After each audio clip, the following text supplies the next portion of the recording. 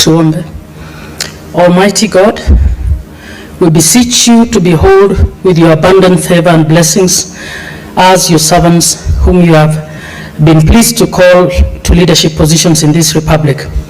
We seek guidance to treat and consider all matters that shall come under our deliberation in so just and faithful a manner as to advance peace, prosperity, and welfare of our country and of those whose interest you have committed to our charge. Amen.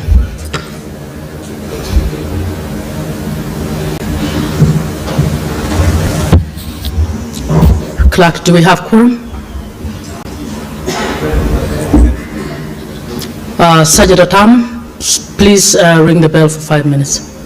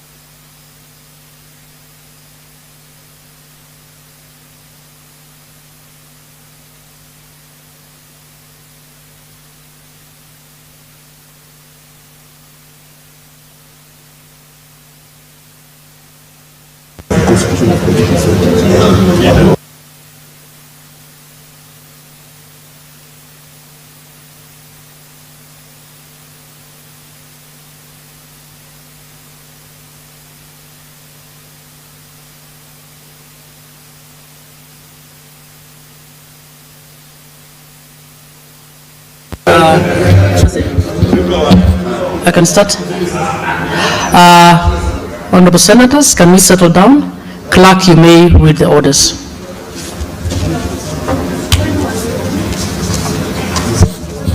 Order number 1, administration of oath. Order number 2, communication from the chair. Honorable Senators, I have a communication to make on the commencement of the first session. Honorable Senators, it is my pleasure and privilege to welcome you back from the recess. I believe that you have had opportunity to spend time with your families and constituents over the Christmas and New Year festivities. In accordance with the Standing Order 31-1, the fifth session begins today, 10th February 2026, and will continue on Thursday, 3rd December 2026.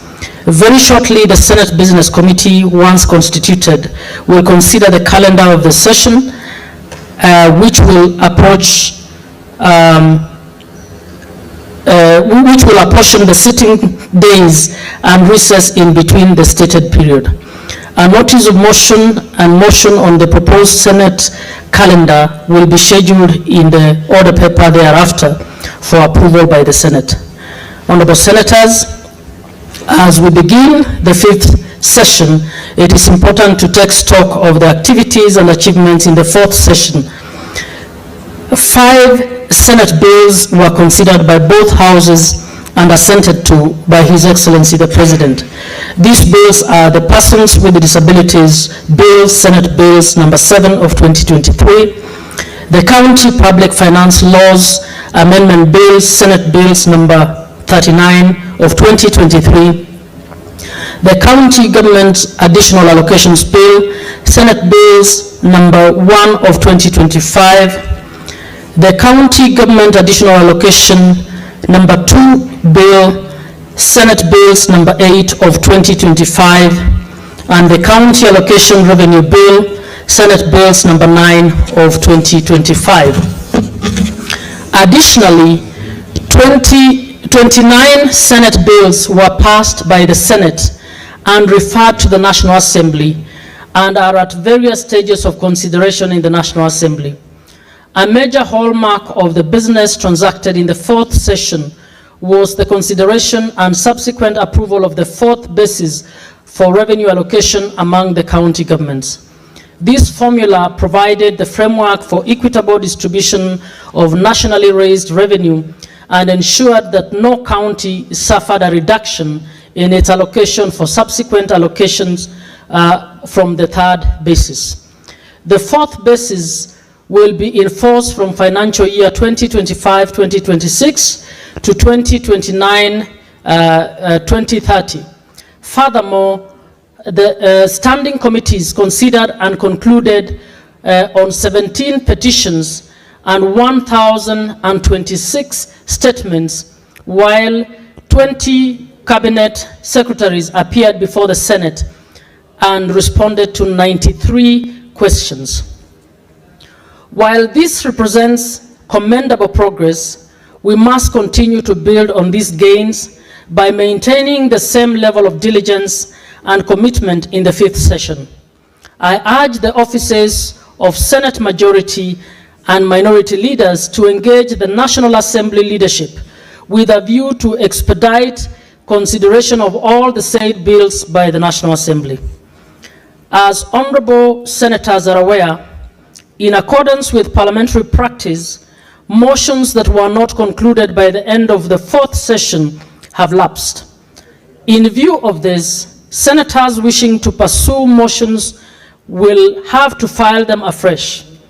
Similarly, questions that had not been responded to by the end of the fourth session also lapsed, and senators wishing to pursue them will be required to file the questions afresh. Honorable Senators, with respect to engagements with devolution stakeholders, the Senate participated in the biannual devolution conference held from 12th to 15th August 2025 in Homa Bay County.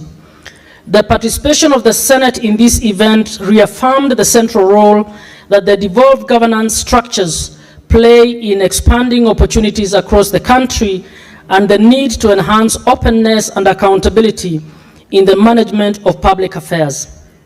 In addition, the Senate also held its sittings in Busia County from 6th to 10th October.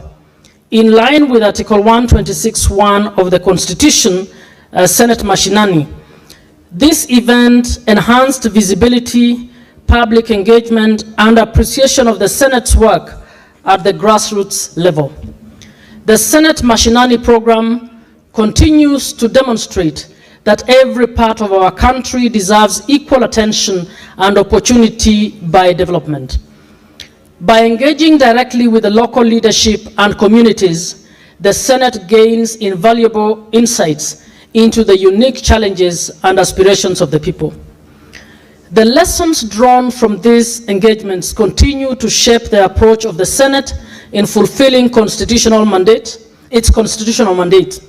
It is therefore imperative for the Senate to reflect on the outcomes of the aforesaid events, with a view to finding sustainable solutions to the challenges observed. In particular, I urge the relevant committees to follow up and ensure the full implementation of the resolutions passed pursuant to Standing Order number 228. Allow me, Honorable Senators, to take this opportunity to commend you for the tremendous work you did during the fourth session. We should now prepare ourselves for an intensive session ahead as we anticipate an increased workload with the approaching conclusion of the parliamentary term.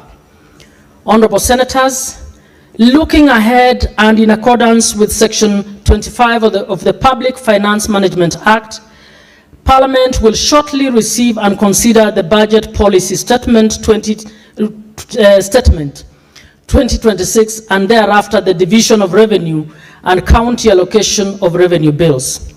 This phase of budget cycle calls for critical interrogation of the said financial instruments to ensure that the resources are allocated equitably for the performance of national and county government functions.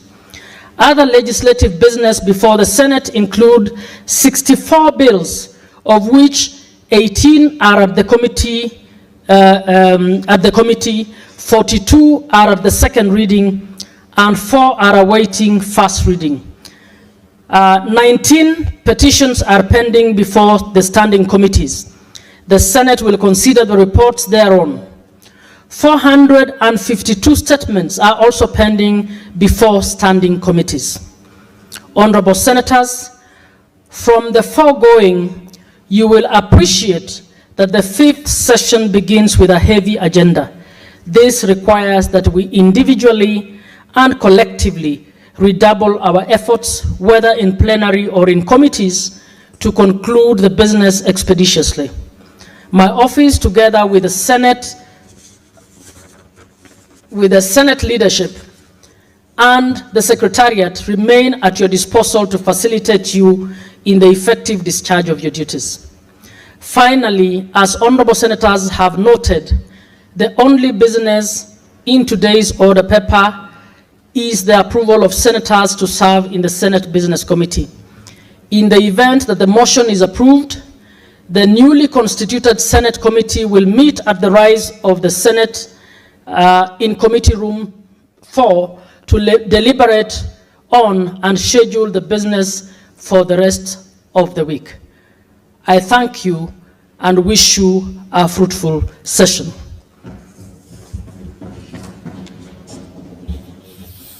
Honorable Senators, you may proceed to your seats.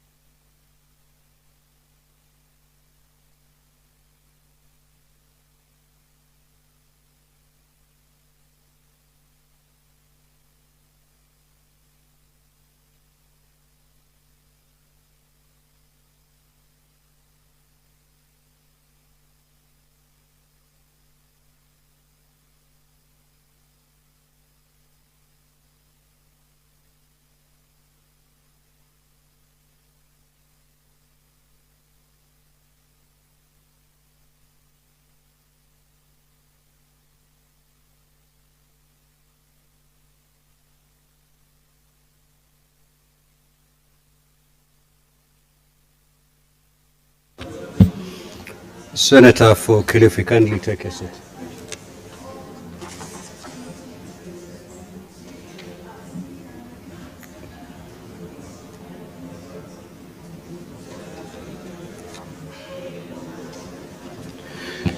Now, honorable senators, you will recall that the clerk, via a letter dated the 4th of February 2026, addressed to all senators and copied to the Speaker, notify the senators of the installation of the new multimedia digital Congress system to manage the various aspects of the Senate proceedings in plenary. The installation was undertaken in the course of the long recess and is currently at the final configuration stage. Once fully configured, the system is expected to address the issues that persisted with the previous outdated systems. Now, honorable senators, you may have observed that the new system incorporates built-in fingerprint scanners on the delegate units to facilitate biometric authentication. This offers a more secure and convenient sign-in mode than the keycard that was previously in use. In addition to facilitating sign-in, biometric authentication will be used to generate attendance reports. You will therefore be required to sign in whenever you are present for your attendance to be recorded. For avoidance of doubt, should you attend a sitting and not sign in to the system, you will be marked absent.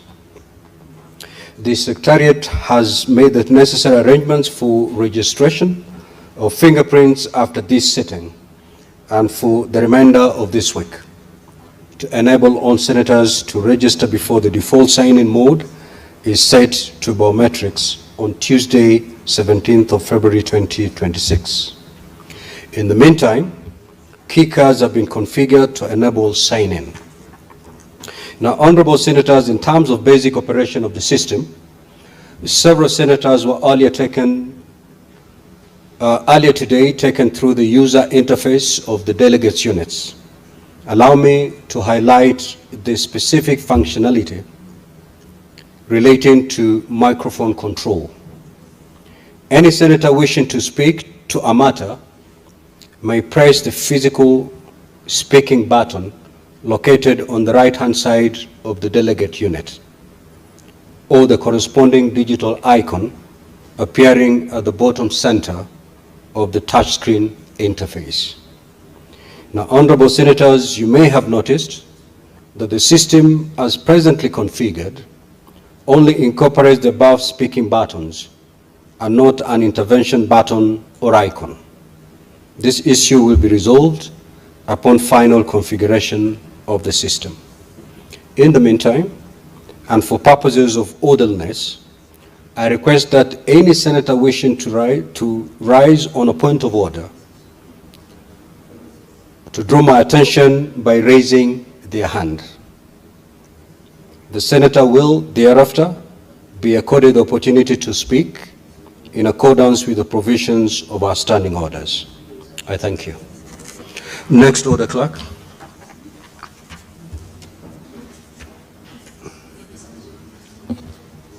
Order number 3, messages. Order number 4, petitions. Order number 5, papers. Order number 6, notices of motion. The Senate Majority Leader.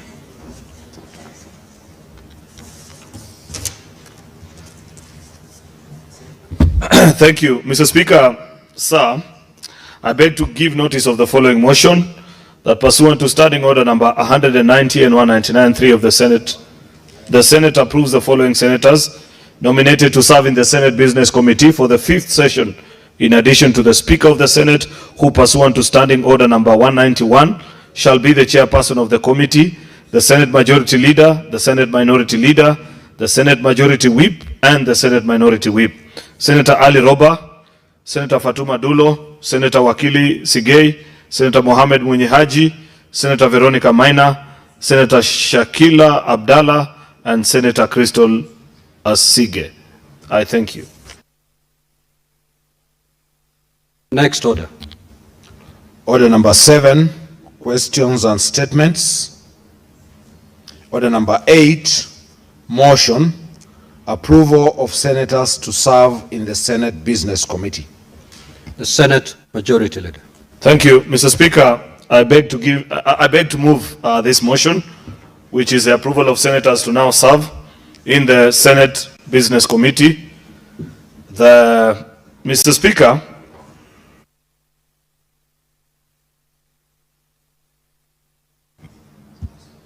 Speaker, pursuant to Standing Order number 190 and 199.3, the Senate approves the following senators nominated to serve in the Senate Business Committee for the 5th session, in addition to the Speaker of the Senate, who pursuant to Standing Order number 191 shall be the chairperson of the committee, the Senate Majority Leader, the Senate Minority Leader, the Senate Majority Whip, and the Senate Minority Whip. 1, Senator Ali Roba. 2, Senator Fatuma Dulo. 3, Senator Wakili Hilary Sigei. 4, Senator Mohamed Mwinyi Haji Faki.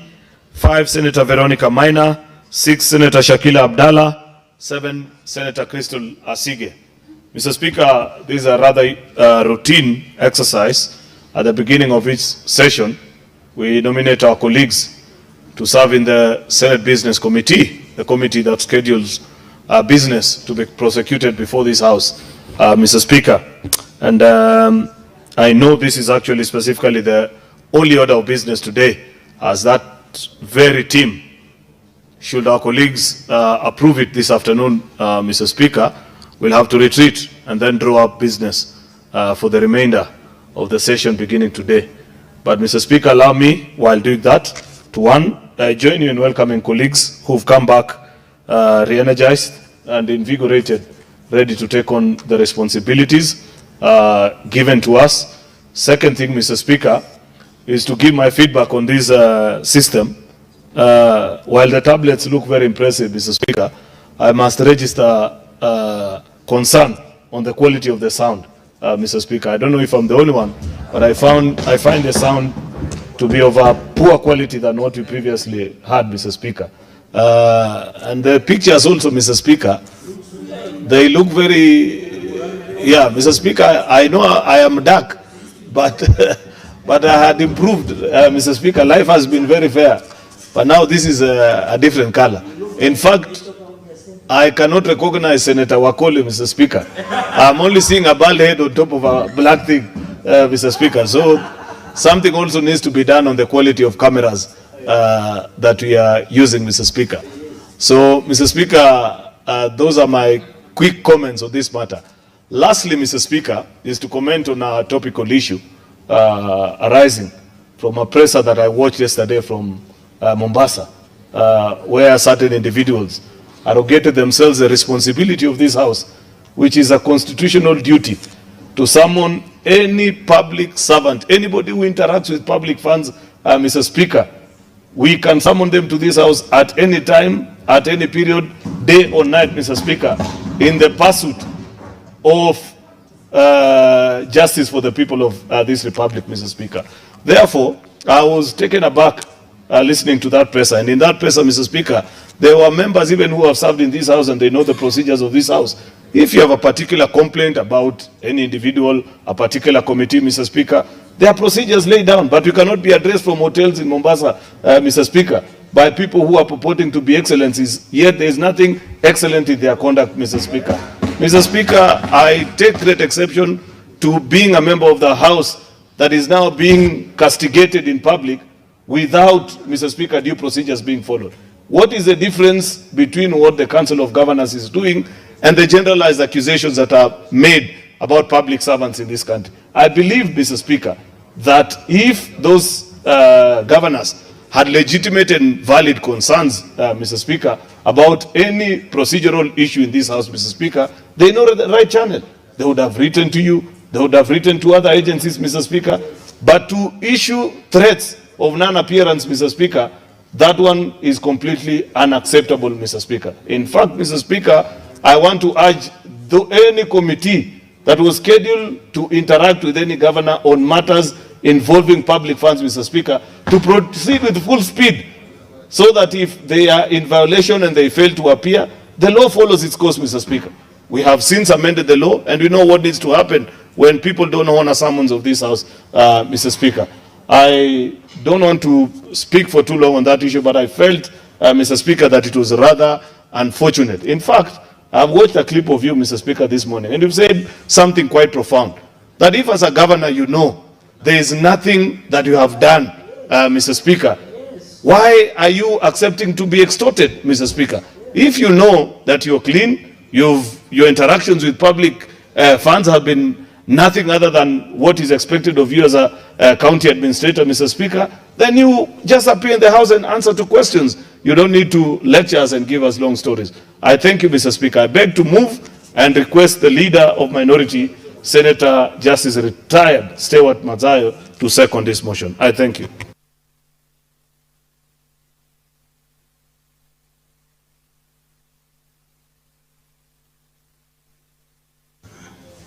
Asante mstahiki Spika.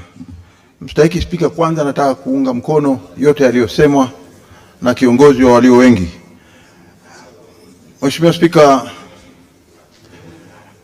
jambo la kwanza nataka kuchukua nafasi hii kuweza kuwakaribisha ndugu zangu wote waliokuwa katika likizo ndefu ya Krismasi na hata mwaka mpya na Januari yote katika shughuli zao za useneta katika nyumba hii yetu. Bwana Spika, cha kwanza ni kwamba ni jambo ambalo ni la kusikitisha kuona ya kwamba magavana ambao wako Kilifi hivi sasa, kaunti ambao mimi nimetoka na ni kaunti ambayo vile vile wengine wetu tunaijua vilivyo. Hivi karibuni ikitajwa Kilifi katika Kenya, watu wanaanza kufikiria mambo mengine ambayo pengine hayaonyeshi sura nzuri, na mojawapo ni hii ya hawa magavana ambao walikuwa huko katika kongamano lao. Bwana Spika, waliosema hayaambatani na vile ambavyo tunawaheshimu kama magavana wetu ambao wanaongoza katika hii kaunti zote 47. Bwana Spika, cha kwanza kusema kwamba wao kuna watu ama kuna maseneta fulani ambao wanawaitisha pesa, kwanza tunataka kukemea vikali ya kwamba sisi sote tukiwa hapa kama maseneta tuko na imani na komiti zote ambazo ziko ndani ya bunge la Senate. Hizo ni komiti ambazo tumezichagua, na hawawezi wao kama magavana kutuchagulia ni nani ataketi kwa komiti gani, ni nani atakana kuwaita watu fulani kuingia ndani ya bunge la Senate ama kuja mbele ya kamati ya Senate ili waweze kujibu maswali. Nakumbuka Bwana Spika, ni kama ukiwa kotini alafu unamwambia hakimu, mimi sitaki wewe uwe hakimu, nataka hakimu mwingine, lazima useme sababu. Na vile vile ukisema kwamba humtaki shahidi fulani, unataka shahidi fulani, ni kama hapa kuchagua kwamba simtaki seneta fulani aketi mahali fulani ama awe katika kamati fulani alafu aingie seneta mwingine. Hiyo ni jambo la kusikitisha sana kwa wale magavana kuchukua hatua kama hiyo. Kwa hiyo ni kitendo ambacho tunakikemea zaidi. Bwana Spika, vile vile la kumalizia ni kwamba kwa msimu huu kutakuwa na kazi nyingi, na mimi nataka kuwatakia kila laheri maseneta wote ambao wamefika na wale ambao watafika katika juhudi zao na kazi zao. Asante Bwana Spika.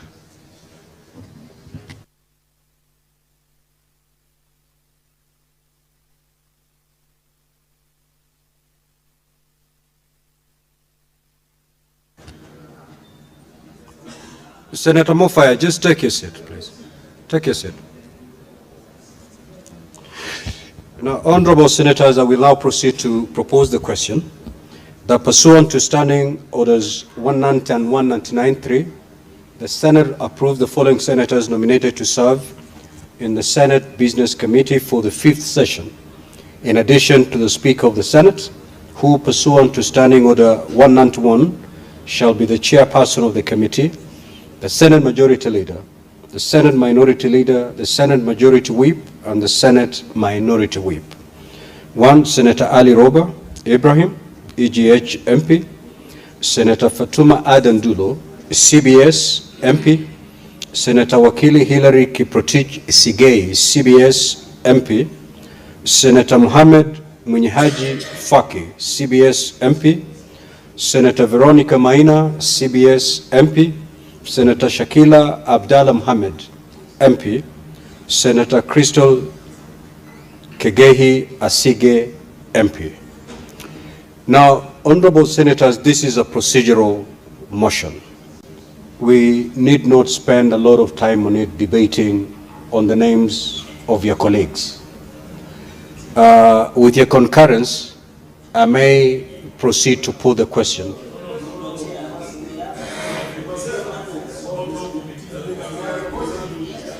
Now, honorable senators, I know, I will allow comments on this motion. On this motion. Honorable senators, comments on this motion.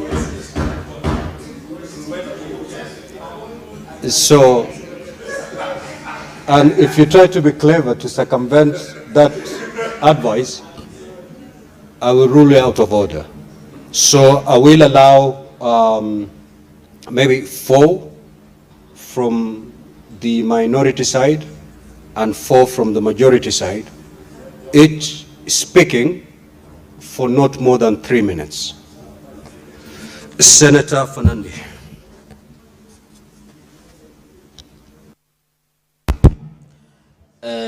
Thank you, Chair. One, I want to congratulate colleagues who have been elected to Senate Business Committee, Mr. Speaker, and appreciate that they have a heavy duty. Mr. Speaker, considering this is the final 5th session, second final 5th session before we go to the general elections, I want to appeal to them that in future, as the Senate Business Committee, to ensure the fast track that we settle in as soon as practicably possible. Chair, Speaker, we want the chamber to be reconfigured properly, Chair, in terms of sound, and ensure that the effectiveness and running of the House is kept, Mr. Speaker. Mr. Speaker, the SBC also should find out for us why is it that we are on recess. Demolitions and repairs must always happen. Finally, Chair, on the SBC, I want to appeal to the Senate Business Committee. Under Article 125, 124 of the Constitution, the reconstitution of committees, the invitation of witnesses before the Senate, Mr. Speaker, must and should follow the Constitution. What we are saying is the Senate Business Committee must assist us in rescheduling some of these reports, in ensuring that they compliance in attendance of committee meetings, Mr. Speaker, so that we can ensure, because, Mr. Speaker, whenever we are outside there, many people question what is the role of the Senate. What is the Senate doing? Our greatest business, Mr. Speaker, and my colleague senators, is to ensure all the funds and resources that we devolve to our counties should and must be accounted for. It is not a favor. It is not a privilege, Mr. Speaker. It is a constitutional obligation, Mr. Speaker. And anybody who does not want to account for public money, they should resign from offices, Mr. Speaker. It is not a favor that we are, and Mr. Speaker, it is a clear violation of Chapter 6 and Article 10 on national values and principles of good governance. Any money that you given, especially to the governors, Mr. Speaker, they must and should be accounted. In fact, Mr. Speaker, I want to assure them, we will go harder and harder as we demand for each and every shilling. Mr. Speaker, I want to thank you for taking the lead. I watched your speech today as you condoled with Senator Mandago. And you said, what is it that to come and account? If we gave you 10 shillings, what is it that? Mr. Speaker, I have seen also your statement, and I must celebrate you for providing leadership when this country needs, Mr. Speaker. We will not, and I want to confirm before the floor of the House and request you speak, we will not sit with anybody, including Council of Governors who have done to professional gossip. We will not. We will only sit to sit and discuss, Mr. Speaker, on how we can ensure that devolution works. We push for increment of 450 billion. We ensure that those functions that have been clawed back are devoted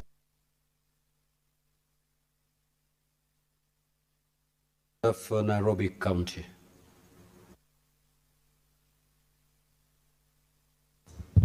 Yeah, Honorable Speaker, thank you for the opportunity. First, I want to support the committee, the names that have been proposed to join the House Business Committee.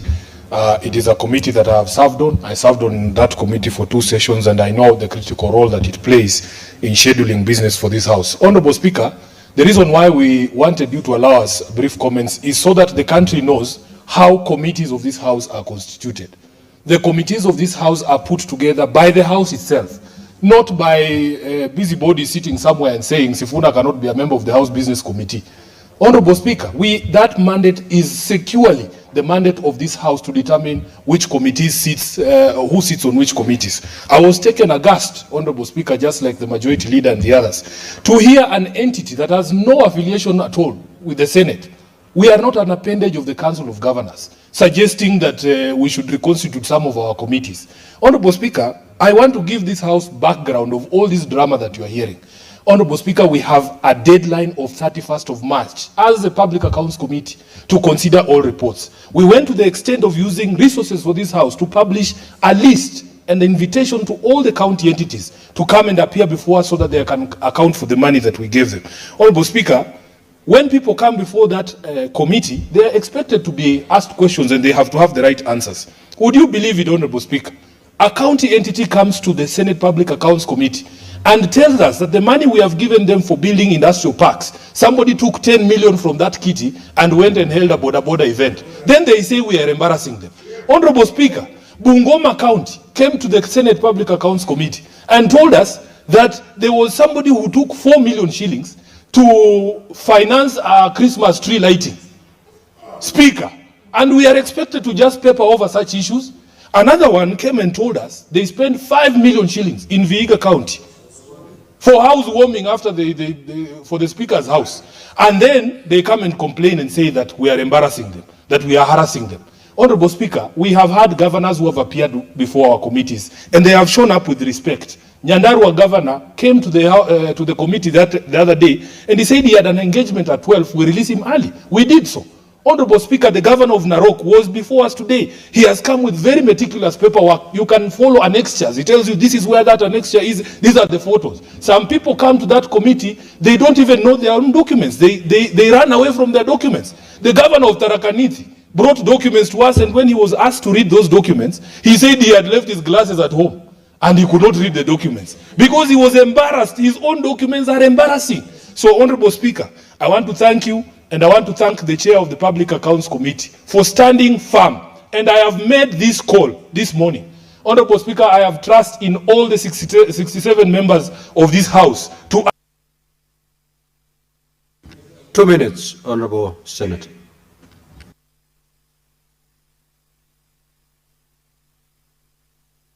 Thank you, Honorable Speaker. Just to wind up, all of us who are elected to this House have a responsibility to defend devolution in the counties. We all took the same oath. Even if you pick another set of senators, there is no senator here who will ignore you spending 4 million shillings on Christmas trees. It is not possible. If you go and raid a KIPES account, we want these county industrial aggregation parks to be built. Honorable Speaker, we give money for that. There is no senator here who can hear that you have raided a KIPES account to go and celebrate with borders and then keep quiet. So I want to invite them. In fact, they should send us the names of the people they want to be on that committee, so that we see if there will be any difference, because your papers, your documents, what you are doing in the counties with public money is what is causing this embarrassment. It is not us. So therefore, Chair, I want to end there and to thank you and to thank the Chair of the Public Accounts Committee, to thank the leadership of the Senate who came to our meeting this morning to reaffirm the confidence that they have in that committee. I thank you, Honorable Speaker. Senator Boni.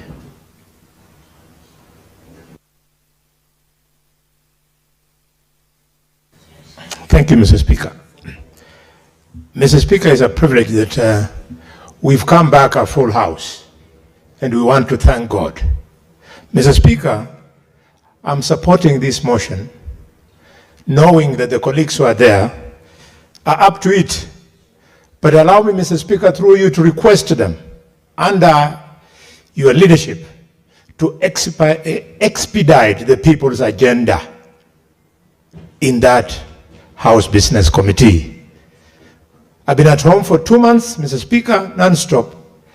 And every morning, Mr. Speaker, my compound is full of school children who passed exams and they can't go to school because they have no money.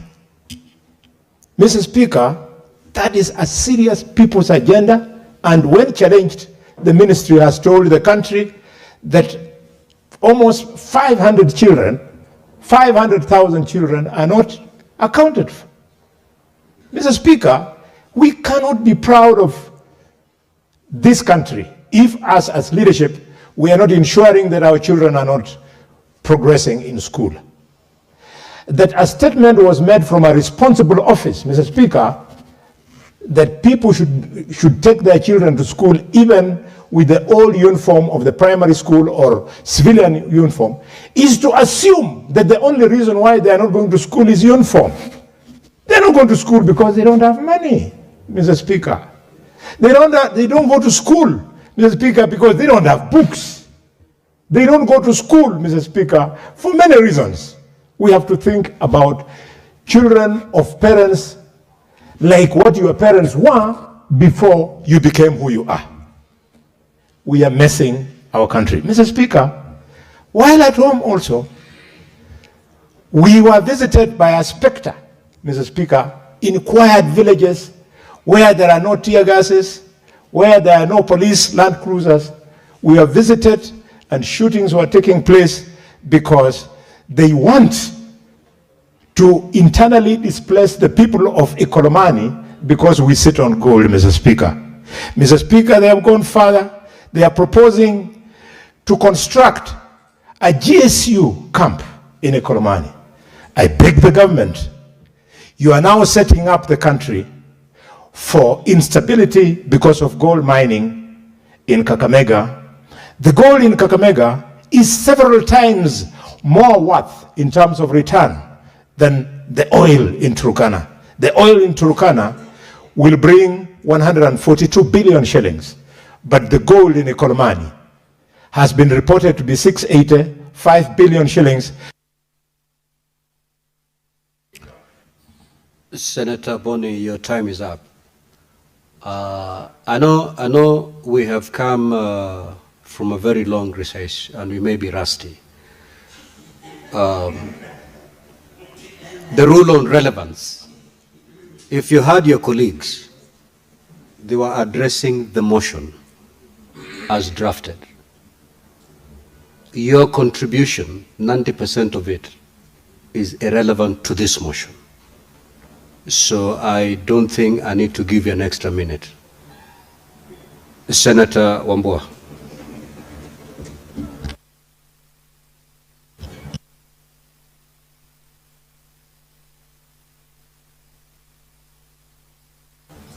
Okay. Thank you, Mr. Speaker. Mr. Speaker, I also want to join you and the leadership of the House, the majority and the minority, to welcome our colleagues back after a long recess and thank God for good health and for the gift of life. As Speaker, I am in support of the motion to establish the Senate House Business Committee. And Mr. Speaker, as has been said by my colleagues, it is my expectation, legitimately so, that this committee shall give priority to matters that affect the common mwananchi, the ordinary citizen. Mr. Speaker, one of the greatest businesses of the House is to prioritize our business, to ensure that there is business on the floor. Mr. Speaker, before this committee is set up, there is already a threat to the functions of the committee. An amorphous body that is alien to the Senate, is proposing to potential persons that are supposed to appear before committees of Parliament and telling them not to appear before the Senate. Mr. Speaker, I want to go on record with my colleagues and say that the Council of Governors does not, and I repeat, does not appear before the Senate oversight committees. It is individual governors who appear. Accountability, Mr. Speaker, is personal. It's not corporate. Mr. Speaker, I'm very surprised, and I thought the SG of ODM was going to put his member to order, because I know the chair of that council is a member of ODM. I thought the SG was going to put his member to order. That he cannot be so rough and demonstrate such levels of impunity as to incite his colleagues to subvert and suspend the Constitution. Mr. Speaker, the appearance of governors before Senate oversight committees is a constitutional requirement. There is a constitutional deadline to it. By 31st of March every year, the PAC and P committees must have considered the reports of the Auditor General for every county. Mr. Speaker, I must take this opportunity to thank the Governor of Narok and the Governor of Kitui.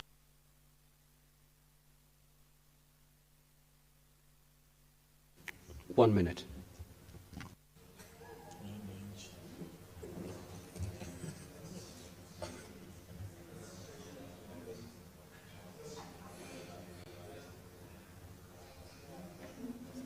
Okay, thank you, Mr. Speaker. So, Mr. Speaker, I want to thank the Governor of Kitui and the Governor of Narok. That even in the presence of that illegitimate directive from the Council of Governors, they understood, and they should understand, that accountability is personal, and they appeared before the Senate Public Accounts Committee for the Narok Governor and the Senate Public Investments Committee for the Governor of Kitui, and responded to audit queries. So, Speaker, that is the way it should be, and any governor that has been asked, invited to appear before the Senate oversight committees and decides not to appear because the Council of Governors has issued that directive, Mr. Speaker, that governor will carry their own cross. Last, Mr. Speaker, as a leader of this House, together with you and other leaders,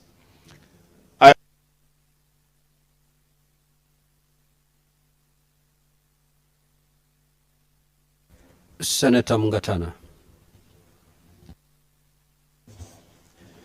Thank you, Mr. Speaker, for giving me the opportunity to talk to this motion. Mr. Speaker, first of all, I wish to support the names of our colleagues who are going to serve in the Senate House Business Committee. I believe that they will deliver on the mandate that we have bestowed upon them. Mr. Speaker, the first issue I wanted to bring to your attention is that the machines that are here are not working well. I have been forced to move from where I am to another place. Let the House Business Committee and relevant committees look at it again. Secondly, Mr. Speaker, the House Business Committee that we are constituting today must find a way in which we can deal with these corrupt governors. Mr. Speaker, corruption is fighting back. It's fighting back. And these people who are talking like they are talking now, they are hiding corruption. Mr. Speaker, how do you explain a person who does not own a company, does not produce agriculture, does not own even a factory? He's a millionaire. He's a billionaire. And they just became rich when they became governors in this country. Mr. Speaker, I want to use the floor of this House to tell EACC, you have let us down. These people are always reported by the Public Accounts Committee of the Senate. Reports are brought to you, and we see these people walking free, like they've gotten so much confidence, Mr. Speaker, that they are laughing at us. Mr. Speaker, EACC needs to start asserting itself. DCI needs to start dealing with these corrupt governors. Mr. Speaker, if we don't deal with them, they will subvert this constitution, Mr. Speaker. They will bring this country down. It's not even the national government that will bring the country down. It is the governors who are going to bring this country down. Mr. Speaker, my prayer is that the House Business Committee will find a way to bring the director of EACC, to bring the director of public prosecutions to tell us how far they have gone with the past recommendations that have been brought before them. Mr. Speaker, EACC sits in this committee, Public Accounts Committee. I'm not a member there, but when I go there, I see they sit there. They gain allowances. And then after that, reports are taken there. They have the live information. But governors are not arrested, Mr. Speaker.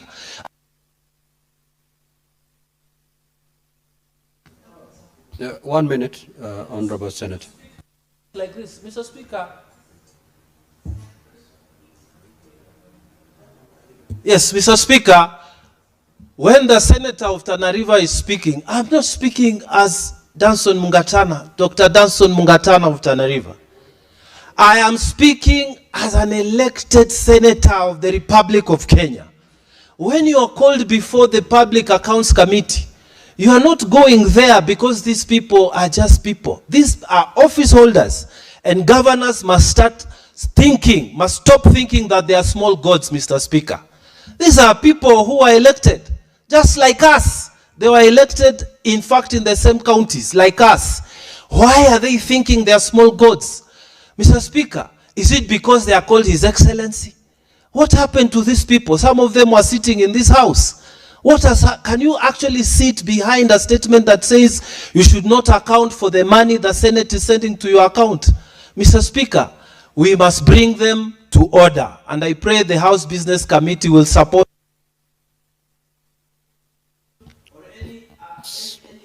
You're off record, Honorable Senator. Senator Addy.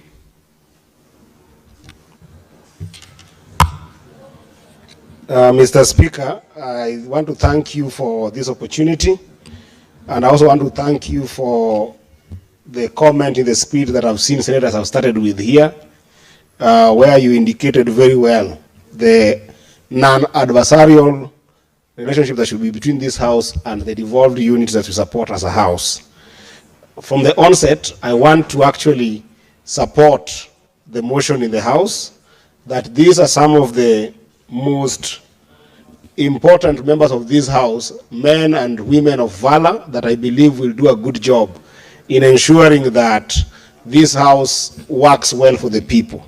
But even as they do this, Mr. Speaker, I want to urge them, as they take the role of House Business Committee in this session, to actually prioritize the issues concerning devolution. And more particularly as we are heading almost towards that time that we are going to start seeing campaigns coming, they must prioritize reports of counties that are audited reports. Because I can assure you, Mr. Speaker, that the kind of graft that we are seeing in counties, Mr. Speaker, this is something that must be arrested by this House. I wish to see more reports from PAC and more reports from PIC being debated to this House, and if possible, being forwarded to EACC, being forwarded to ODPP, and being forwarded to DCI. Mr. Speaker, since 19th of January this year, Mr. Speaker, CPIC, where I sit, has been considering tons of reports. And Mr. Speaker, you find that the status of problems we are seeing in counties, Mr. Speaker, is worrying. Mr. Speaker, we had a WSP that has been operating without paying 25 million to employees for the last 2 years. we had municipalities that are operating without any form of independence in Migori County, Mr. Speaker. In Nyamira County, Mr. Speaker, we had reports that were presented to us where 32 million had been spent and water not provided. The entire budget of 2 years, Mr. Speaker, was spent on what is called feasibility study for 2 years. We had cases, Mr. Speaker, in Wajir, where the governor of Wajir was leading the Council of Governors, where for 3 years, the reports of an entity in county had not been represented, Mr. Speaker. Mr. Speaker, if you allow me for 1 minute, I must say that I feel ashamed to associate with the chair of the Council of Governors. Okay, 1 minute more. Yeah, Mr. Speaker, I feel ashamed that the governor of Wajir, who is a member of ODM and the chair of Council of Governors, can start killing devolution for which Raila Amolo Odinga lived for, fought for, and died for. And now we've got members of ODM in that council, a corporate body that is not constitutional, a corporate body that is using public funds that kids should be able to go to school. Mr. Speaker, because corruption is fighting back, as a house, we must fight back 10 times harder. I support and I thank you, Mr. Speaker. Senator Wafula. Thank you, Honorable Speaker, for this opportunity and to welcome colleagues into this good year. Honorable Speaker, I want to join in to appreciate and congratulate those who have been nominated to be in the House Business Committee, and I'm looking forward to pushing the agenda of the House and the agenda of the people and to make the lives of Kenyans under devolution better. Honorable Speaker, I want to join members in condemning and castigating the self-proclaimed prophets of devolution who have decided to bake their own cake and have it at the expense of the poor Kenyan in the village. Honorable Speaker, I joined this park committee when my governor was invited. Very many gray areas were raised and they were murmuring and stammering, not knowing which direction to flee to. Honorable Speaker, even in the same house, in the same committee, they went ahead to procure insurance cover for workers of Bungoma under a company called Britam and some broker. Our patients who are workers in the county suffered for several months without services. Our governor went ahead to assure us that they have brought on board a new insurance company called Jubilee. And when you go to the ground, my good Honorable Speaker, the same insurance company is not delivering to the people of Bungoma. And when you ask, Honorable Speaker, they don't want to appreciate that Kenyans pay taxes and the Senate is there to represent and work for the people. A matter was raised, Honorable Speaker, during that committee about ECD classes. Contractors given contracts, several classes. When you go down to Bungoma, to Mechimeru, to Tongareni Milima, to Bumula, to Kabuchai, to Kandui, classes are not in order. Children are sitting down. Glasses are not there. Ceiling boards are not there. Roofs are leaking. Millions of taxpayers' money can't be accounted for. And they have the audacity to lecture us and tell us what to do. Time is up for Kenyans to know that as much as we want the national government to be accountable, if we want to go to Malaysia, we fix our local devolution programs. We can't go to Singapore when ECD children are starving and yawning and people are taking off with their money. We can't go to where the president wants us to go if vocational training centers have no capitation, they don't have tools and materials, and yet people want to enjoy and ride in flags courtesy of our hard work in the Senate. I want to tell my governor in Bungoma, time is up. You have either to shape up or to ship out.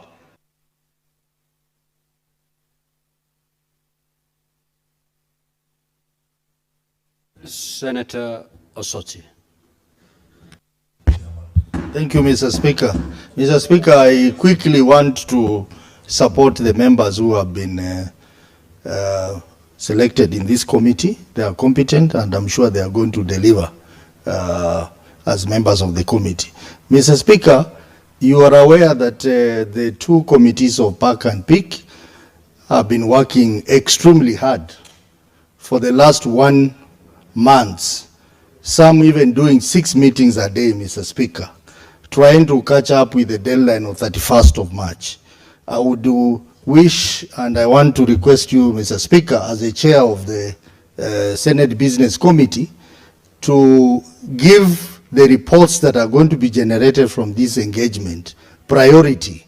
If possible, the last 2 weeks before the close of the month in March, we need to spend our quality time looking through the audited reports for all our counties, so that some of these issues members are raising, which are going to be contained in that report, can be discussed to the details. Mr. Speaker, while saying that, as the chair of CPIC, I'm very disappointed with a statement that came from COG in Kilifi, purport that our engagement with the county governors is harassment, intimidation, and extortion. Mr. Speaker, I want to thank you that you have come out very strongly to condemn that, and that is what Senate should do. We have also made a decision as a committee that any governor who will fail to appear before us, number one, we are going to surcharge him for the expenses of the committee, including the expenses of our partners, COG, COB, Treasury, and EACC who sit among us. Number two, we are going to recommend to this House the stoppage of funds. Because, Mr. Speaker, you cannot have your cake and eat it. You cannot expect us to appropriate money to your counties, and you do not want accountability. If you do not want accountability, then you will not get funds. Number three, Mr. Speaker, we have proposed that we will proceed and process the reports as processed by the Auditor General and make our recommendations about those counties. So we are very firm on that, and that is what we are going to do and bring the report here. Mr. Speaker, as I even say that, some of us are being threatened by our own county governors. Mr. Speaker, my governor appeared before Park Committee, where I'm not a member, and the issue of 5 million housewarming came up. Then when they went... 1 minute, Honorable Senator. When they went on the ground, Mr. Speaker, they held a political rally where CECs, whole CECs standing up and saying they are going to beat up the Senate. I have no business with what happened in Park. I am not the one who raised the issue of 5 million. And they are saying they are going to beat me up, they are going to kill me. Mr. Speaker, it is a high time that we have a motion, and I want to encourage this committee that we are appointing today to bring a motion to name some governors for their conduct against the Senate, including the chair of COG, who, Mr. Speaker, ironically, he wants to become a senator. How can he become a senator when he's condemning Senate, Mr. Speaker? The chair of health, who is notorious for not appearing in committees, he wants to become a senator, Mr. Speaker. Mr. Speaker, I think we need to come out strongly as a Senate to condemn this attempt to try. Senator Thangwa. Thank you very much, Mr. Speaker. As I contribute to support this motion, Mr. Speaker, I must say that we thank God that we are back. To some of us being here, it's a miracle, Mr. Speaker, because of what we encountered during the recess. That is chaos, tear gas, guns, and all that, Mr. Speaker. But we are happy that we are back. Mr. Speaker, I want to congratulate the members of SBC committee. And I want to request them, Mr. Speaker, that they should prioritize any business that concerns counties, Mr. Speaker. Any motion that comes that concerns a certain governor in his county, they should give priority to those motions, Mr. Speaker. And I also would want to suggest, because we invite the CSs to come in front of this Senate and stand over there and we ask them questions. Why can't we invite these governors, Mr. Speaker? A governor to come and stand there, especially that chair COG, to come and explain to the country whatever he says, which is unfairly castigating this Senate, Mr. Speaker. We should invite them. And Mr. Speaker, I was asking myself after watching this governor talk, I was asking him, what was easier to say? Was it for him to say they will no longer come to the Senate or they will no longer give bribes? I mean, Mr. Speaker, it could have been easier to say that we will no longer give money, but we will come. But they are saying they don't want to come to the Senate because they know what they have done. They know they are corrupt. They know they have stolen. So it is up to this Senate now to show these governors that this is the constitutional forum, that they should appear before us, answer the questions, Mr. Speaker, and of course, for those who have stolen, we show them where they're supposed to be, Mr. Speaker. I support. Senator Beatrice. Thank you, Honorable Speaker, for the chance. Honorable Speaker, I rise to support the motion before us and to say that the names of the honorable senators that have been proposed for the House Business Committee are equal to the task. Honorable Speaker, it is also important that this country, everybody be in the knowledge that governors are the actual enemies of devolution. Honorable Speaker. Honorable Speaker, we even have governors who want to decide when to come to Senate, when to come to our committees, and when not to come, Honorable Speaker. Honorable Speaker, the duty we are doing here is not a choice that we have. It is a constitutional duty, just as the governors also have a constitutional duty. Honorable Speaker, when we are debating on funds that go to the counties, I always see we sit here up to even midnight. And at those points, the governors are always very keen on what the Senate is doing. Honorable Speaker, we need to tell the governors that they cannot have their cake and eat it. Because, Honorable Speaker, there are times we have seen even Treasury affirm that all disbursements have been given to the counties. And yet we have counties where workers go for even over 2 months without pay, Honorable Speaker. Then do the governors expect us to be quiet over that? Excellencies, governors, if that is how you want us to refer to you, you must come to the Senate committees because the Senate has work to do. We want the governors to do their work as is expected, and when they do it, the Senate committees must also oversight the counties on what they do, Honorable Speaker. Honorable Speaker, as we sit here, there are counties that are even going to be auctioned, and the Kenyans you do not expect that Senate can be quiet over some of those things. Honorable Speaker, the governors must come, and we encourage all committees. Senator from Nairobi. Chair, did I hear right, or did we all hear right? How is it possible to auction a county? That's very dire. I wish that Senator Ogola can give shed some light on which county this is under threat of auction. Honorable Speaker, there are counties that are not even able to pay their salaries and they get loans from banks. And those loans are commercial loans. If the counties don't pay for those loans, what do the banks do? Soon we'll be seeing counties that are going to be auctioned. And we are waiting to see which counties are going to be auctioned, as we say. Honorable Speaker, all what we are saying, that as per Article 96, the Senate has a duty to perform. And for governors who do not want to be oversighted, kindly step aside and let Kenyans who can do that. Senator Mundigi.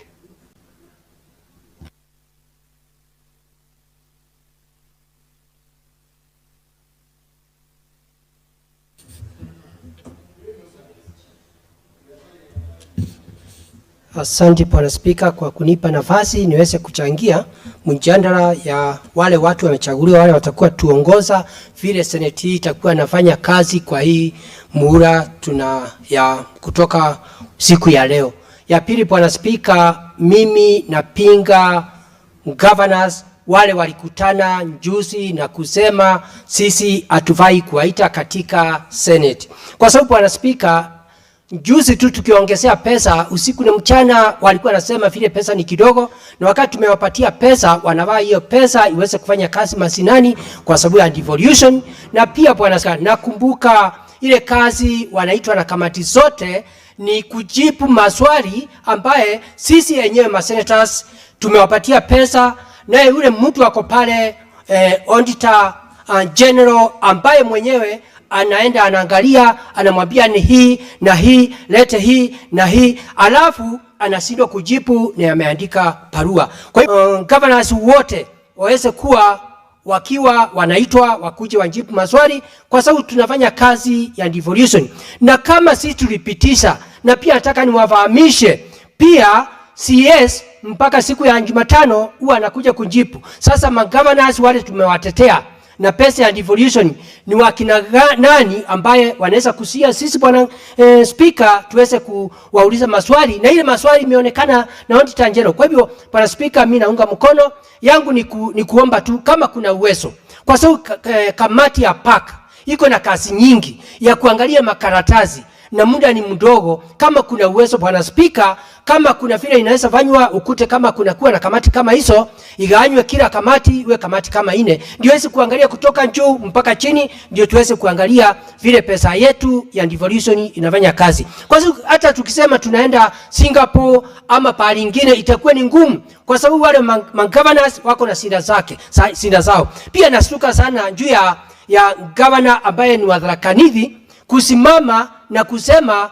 akitu atakuja tena. Angesema atakuja aweze kupata za mtemakuni. Na ninasidwa pia tunasikia hata kiti ya senator. Kwa hivyo ningeomba hii Senate tuweze kukaa chini, tuweze kuangalia vile miaka 5 itakuwa gavana akae nje ndio aweze kuchaguliwa senator, ndio aweze kuangaliwa mahesabu yake. Kwa hivyo Bwana Speaker, mimi naunga hayo yote mkono. Kwa hivyo governors mpaka mkumbali muwe mkijibu maswali yote. Asante Bwana Speaker. Senator Omtata.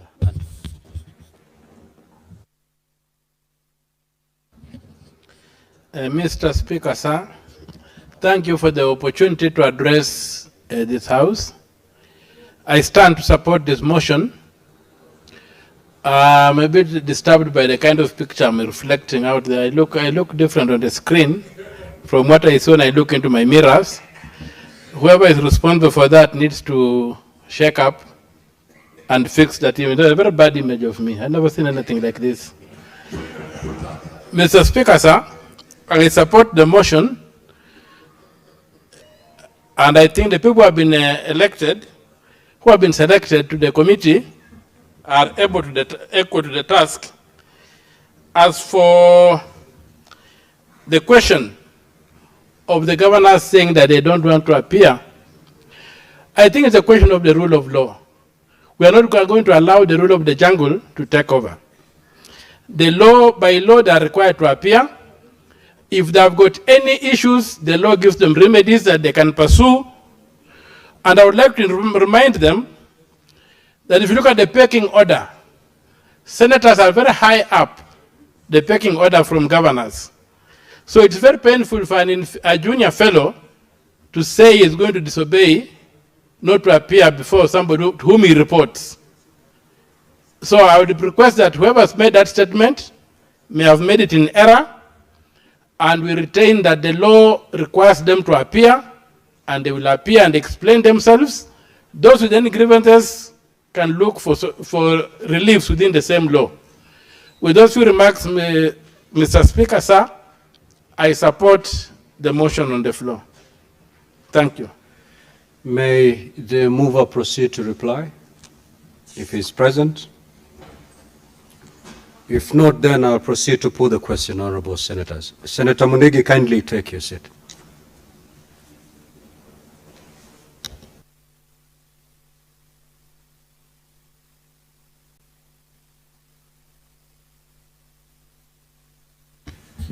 Clerk, before I put the question, do we have the requisite quorum? Sergeant at Arms, kindly ring the quorum bell for 10 minutes.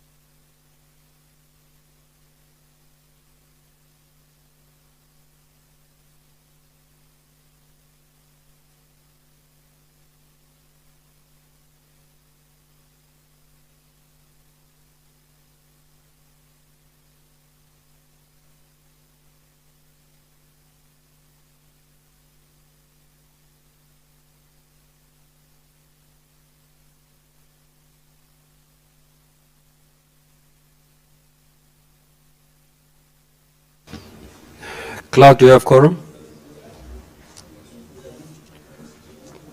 Okay, honorable senators will now proceed to put the question.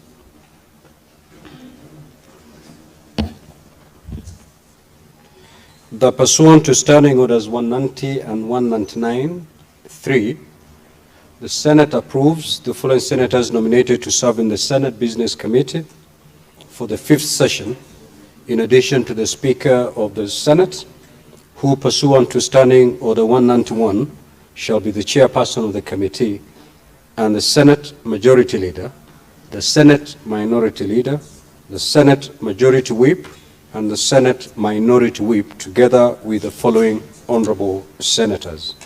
1. Senator Ali Ibrahim Roba, EGH MP. Senator Fatuma Adan Dulo, CBS MP. Senator Wakili Hilary Kiprotich Sigei, CBS MP. Senator Mohamed Munyihaji Faki, CBS MP. Senator Veronica Maina, CBS MP. Senator Shakila Abdallah Mohamed, MP. Senator Crystal Kigehi Asige, MP. Will as many as of that opinion say aye? Aye. Will as many as of the contrary opinion say nay? The ayes have it.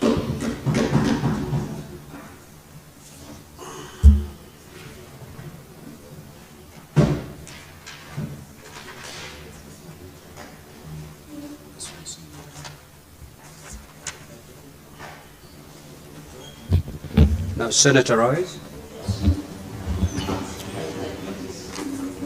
There being no other business on the order paper, the Senate stands adjourned until tomorrow, Wednesday, 11th of February 2026 at 9:30 a.m.